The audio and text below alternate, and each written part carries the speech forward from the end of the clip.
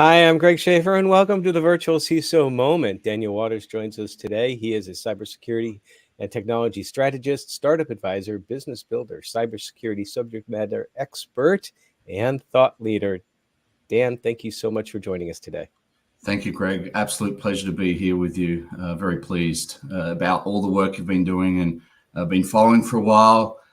Very impressed, and it's a great opportunity to be here and reach a few people. Thank you. I appreciate that plug, and the check is in the mail, so thank you very much. Would love to hear about your cyber journey, how you got started in cyber, why you got started in cyber. I know that for some people, I know for me, it wasn't like a natural thing when I was a kid. Hey, I'm going to go into cyber, but that, of course, is because cyber didn't exist when I was a kid, because I'm a dinosaur. But what got you involved, and tell us about your journey. Sure. I mean, there's kind of a long story and a short story here. I'll try to hit somewhere in the middle. But grew up in Australia, moved to the US when I was 32. But one of the things that very early on, actually, I used to read a lot of astronomy books when I was 7, 8, 9. Loved the pictures. And then when I found out that you had to be good at maths, it broke my heart, and I never opened them ever again. Fast forward many years, and then I realized, hey, I really like computing. But what kind of got me into computing was computer games. So there used to be a game called Civilization 1 and Civilization 2, Sid Meier's. Lots of people probably remember them. And I was so obsessed. I was very competitive. I was so obsessed with beating this. I used to look for all of the patterns in the machine.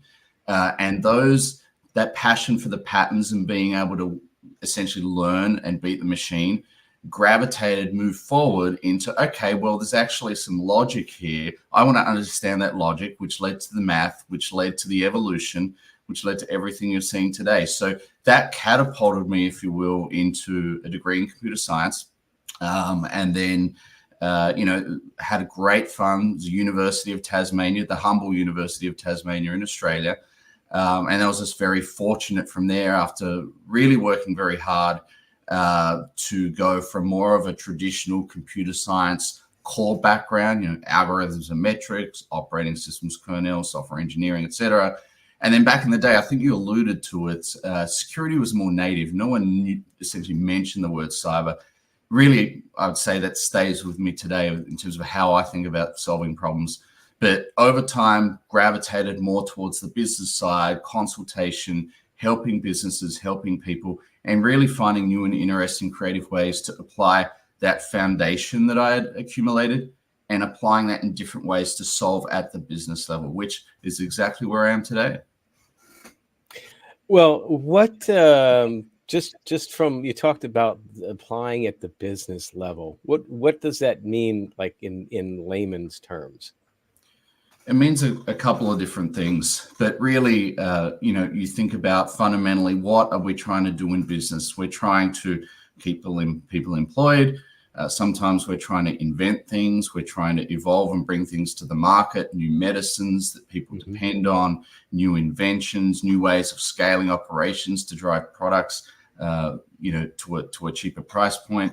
So technology is such a key part of that revolution, that evolution. But kind of a key point, I would say, is at some point there was like this subtle revolution where we've greatly took the scale of interconnectivity to a whole new level that drove hardware, software, the metric around interconnectivity, if you will, to a whole new level. I'd kind of put that in the VMware ascension bucket around 2007, 2008, and that evolved.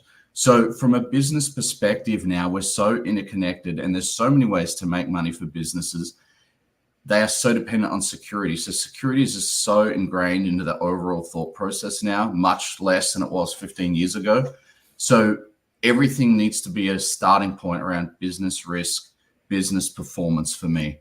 Many may disagree with me, but I think starting at those 2 points is always a great way to simplify what we're trying to do and how we should think about effective and efficient ways to drive security to secure that organization. And that's a great jump from that to what I'm going to ask you in just a moment, because obviously it applies to businesses of all sizes. Small and mid-sized businesses will have some of the same issues and threats, but not necessarily have the resources to help with per se. So I'm going to give you about 18 or 19 seconds to ponder this question. And that question is, what do you think is the most significant or significant threats, I should say threat or threats, to small, mid-sized businesses today as far as from a cyber perspective? So we'll come back in just a moment. The virtual CISO moment is brought to you by vCISO Services, a leading provider of quality and experienced virtual chief information security officers for small and mid-sized businesses.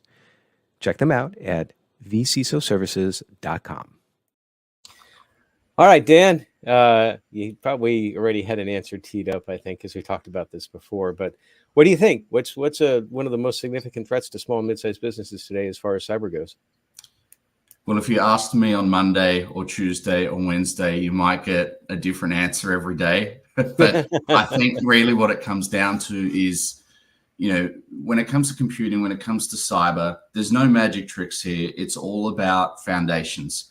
And those foundations apply at different magnitudes of scale, whether you're dealing with small to medium enterprises, up through to mid-market to enterprise, and your juggernaut Fortune 10 organizations. It's always the foundations.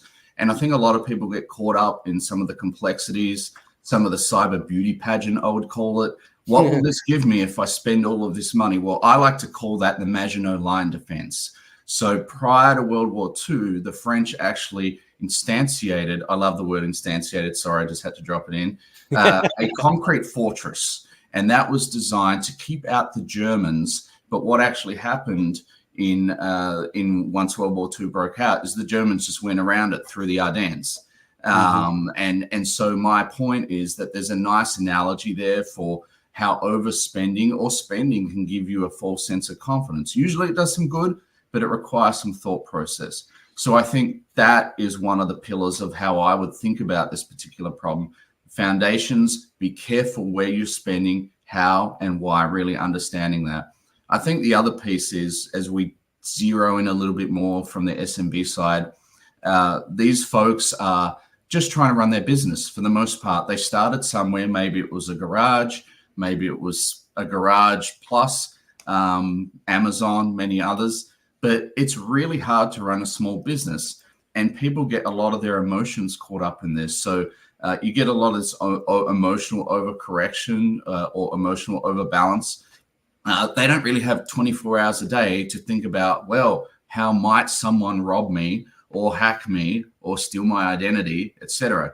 That said, again, foundations, packaging up those foundations at different magnitudes of scale, distilling down what works in large organizations down and applying it in an operationally valid context for small to medium businesses is what the key is. So I think there's so much that can be done from a collaboration perspective, from an expertise perspective to help the smaller organizations out, because just deploying, your key endpoint protection technology, that's going to do a lot of good, but it's not necessarily going to help you when your domain admin username and password gets compromised on the dark web. So that's where I kind of start the thought process, and really where you take that is really about the flavor of the business. And really, we mentioned some of the business risk, business strategy, but it all starts there, and then it's a logical conversation forward.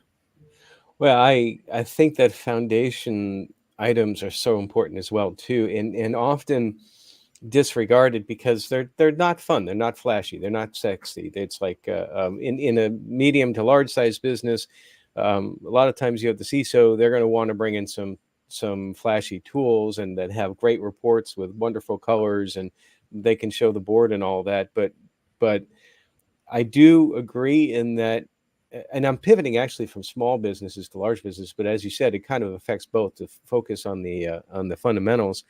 But I almost see that's pulling folks trying to find a simple solution with all the stuff, a black box, if you will, is pulling people away from even understanding what the fundamentals are. Are you seeing any sort of from the security community, from us, are you seeing any sort of shift away from really wanting to pay attention to the fundamentals?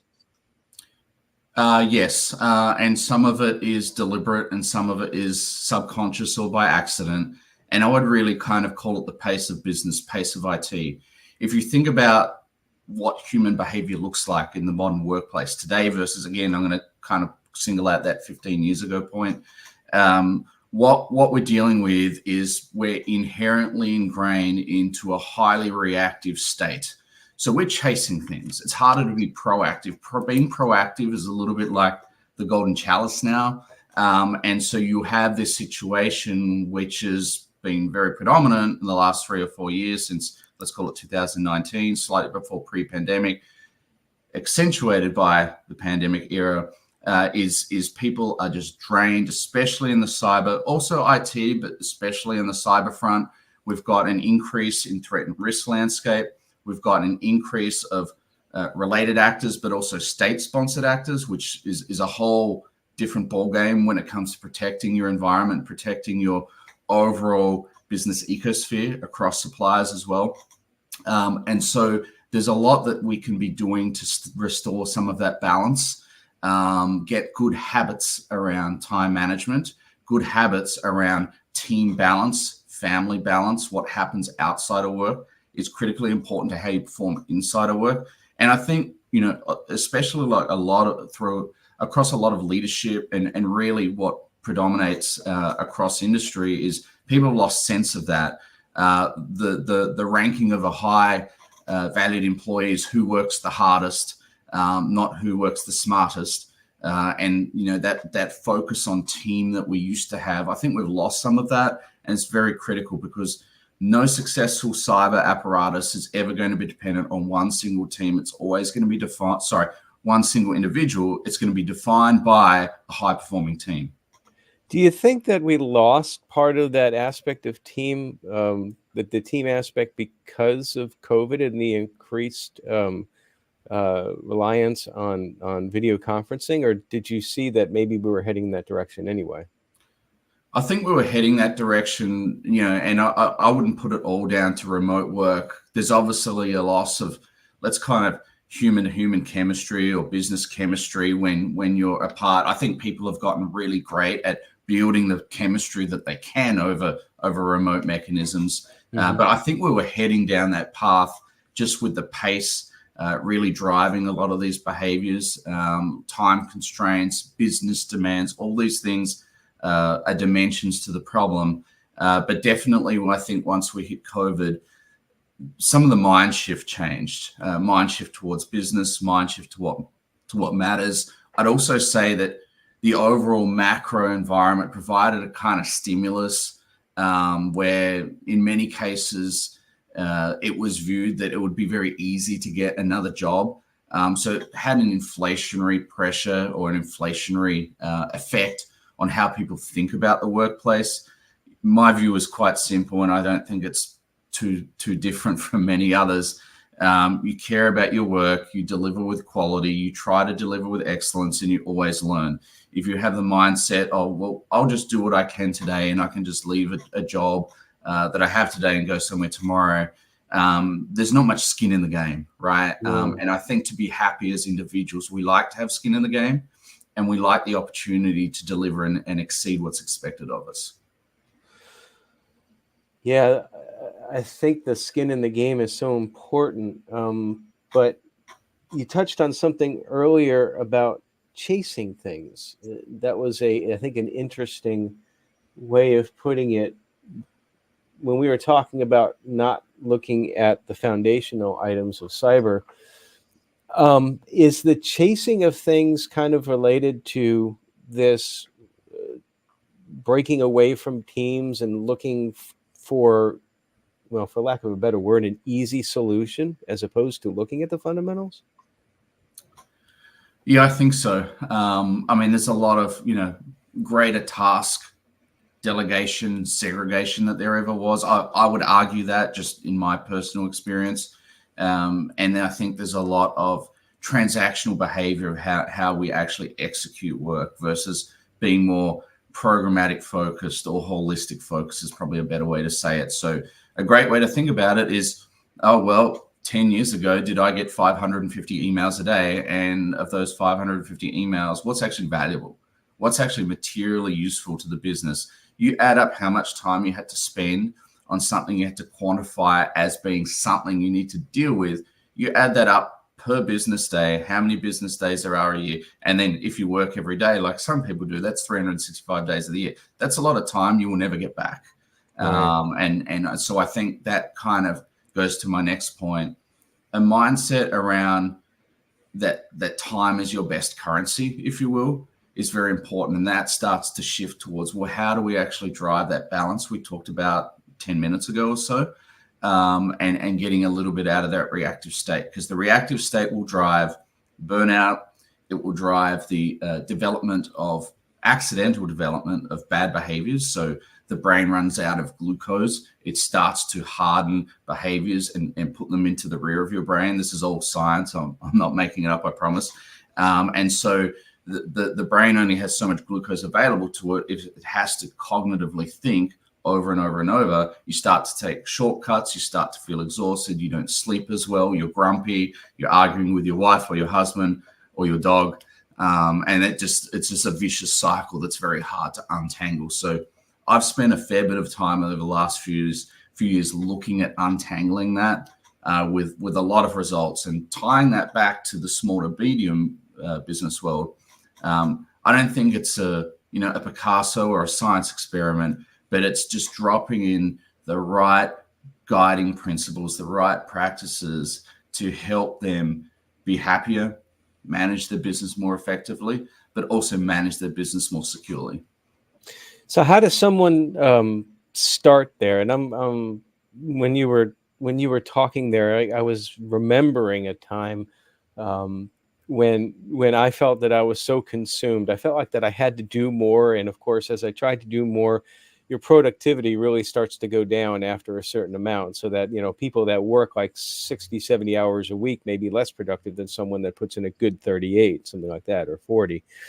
And I found it very difficult to I didn't even understand what was going on with my stress, which is one of the reasons we talked about this before recording, that talking about burnout in cyber and getting that forefront in people's minds, I think, is so important. So at the very least, they can identify it. How can they identify it? And once they identify it, what's something that they can at least, it's hard to stop on a dime. You know what I mean? It's like, how can they, what's the first thing they can do to address it?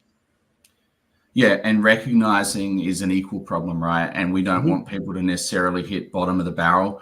I'll be honest, I've hit bottom of the barrel before, where I need to work 25 hours, but there are 24 hours a day. Oh, and I also need to sleep and feed myself. That's no good. So we want to catch it way before we get to that point.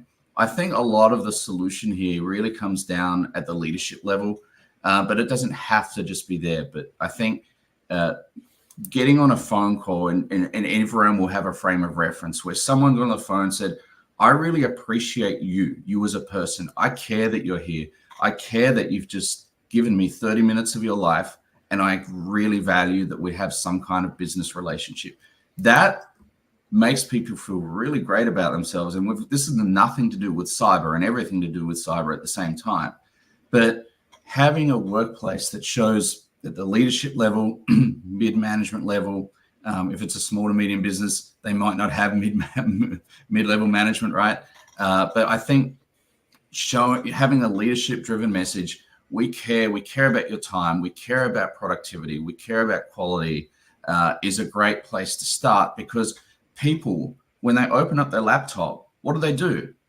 I'm glad to be here. That's the first thing they do, versus begrudgingly, I've got to open up my laptop and now I've got to face a wall of emails and I've got to hurdle that, and now I've got to figure out my day.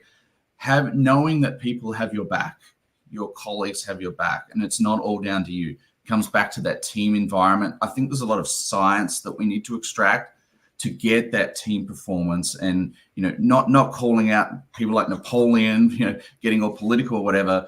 But Napoleon was kind of known for someone who, and I can't remember the exact quote, but it was something along the lines of, if you need to lead a man, you talk to the soul or you talk to the heart. You don't talk to his head. And so I think that, again, not getting militaristic on anybody here, I think that there's a lesson there. Knowing that every day your boss genuinely cares, or the leadership of your company genuinely cares, provides a great framework for folks to be motivated. If they're motivated, they're going to give you that little bit more. Absolutely. And they're not, again, I highlight how much time gets wasted every year on things that aren't that materially productive. Can't get rid of it all, but maybe you can chop it down by 70%. And then what does that look like? It means you return to your family, you bring ideas to the table, you care for people. And, I'd point a little bit to what Google, I'm not sure if Google still do this, but they used to do that kind of 80-20 rule. They would give people 20% of their time to just work on a passion. And a lot of those passions turned into projects and products that they actually generate revenue from today. I think that need to add something, though, as far as from my personal experience to the leadership item in the environment, in the place where I was at. I will give credit that my supervisor at the time tried, would often say, "Oh, Greg, glad that you're here. You're doing a great job," this and that. But they had a tendency to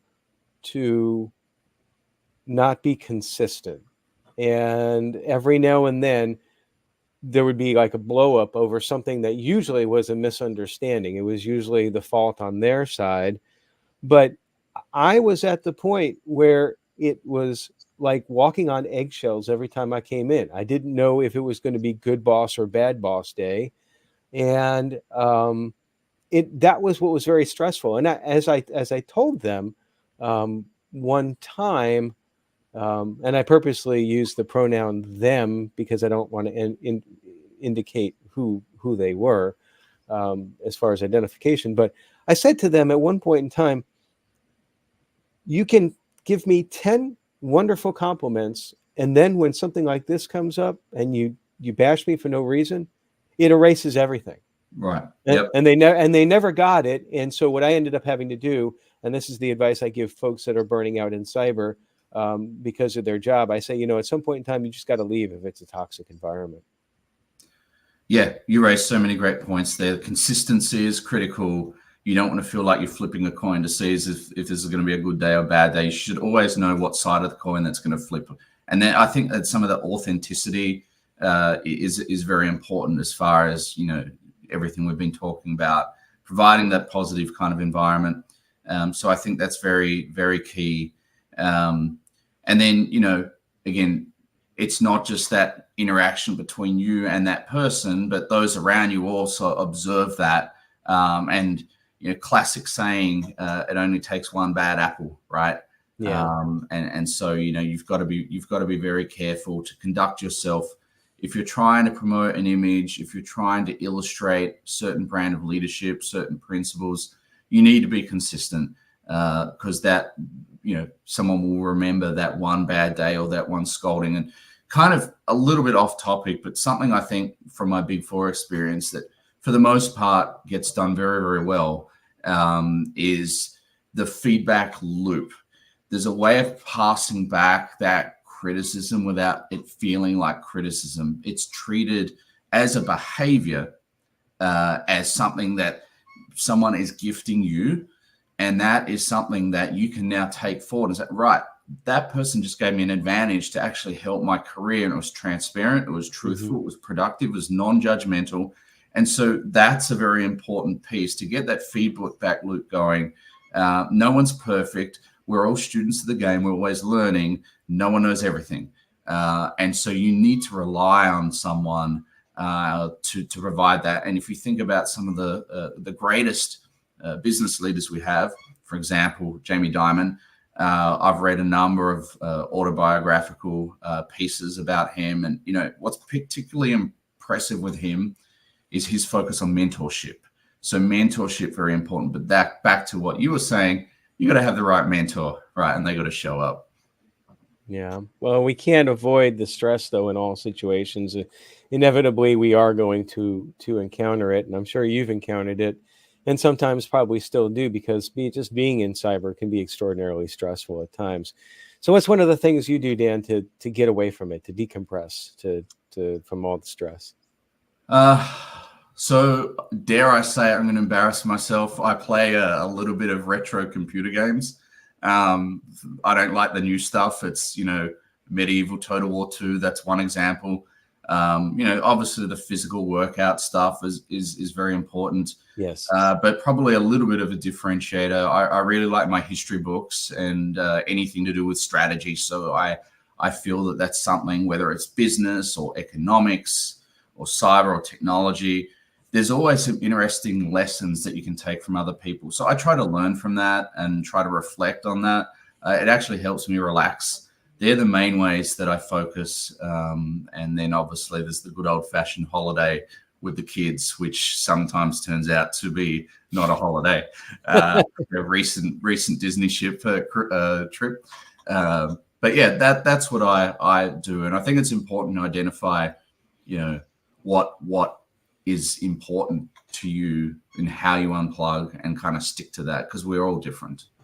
Absolutely. So what future plans do you have, Dan, to want to share? Yeah, so been doing this for 23 years, right? So I want to keep doing what I've been doing on the consultation, BD side, helping startups, etc.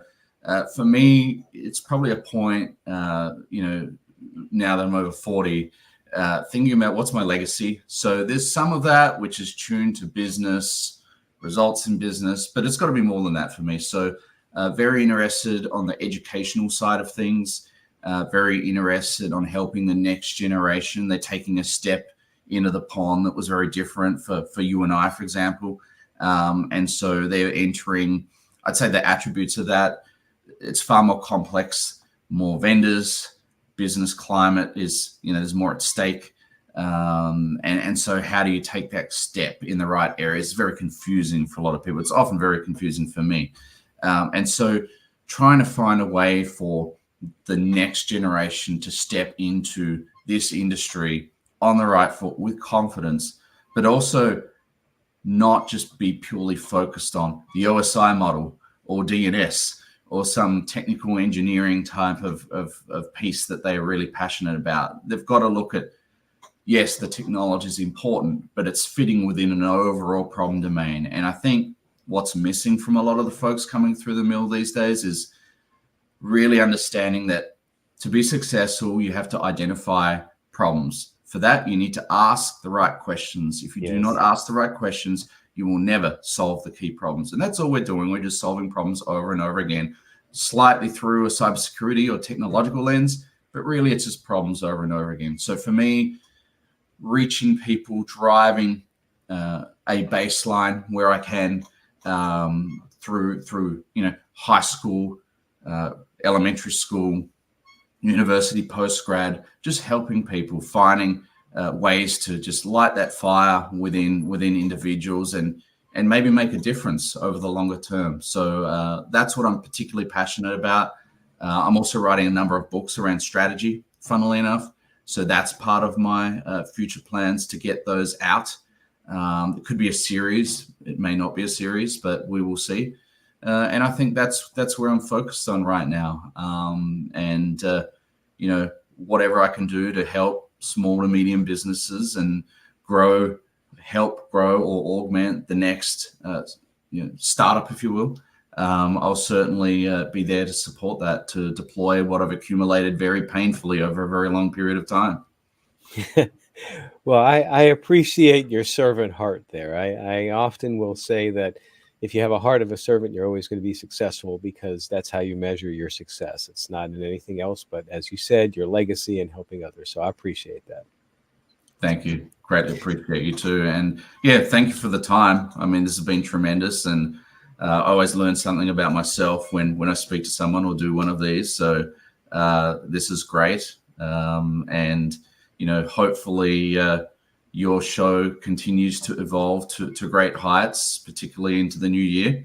And I'd love to be back again after solving a few more critical business problems. Well, absolutely. Would love to have you back. I love doing this. You are my 114th discussion that I've done since I first started to do this back about a year and a half ago. So I appreciate your time, and look forward to talking to you again sometime, Dan. Thank you very much. I appreciate it. And everybody, stay secure.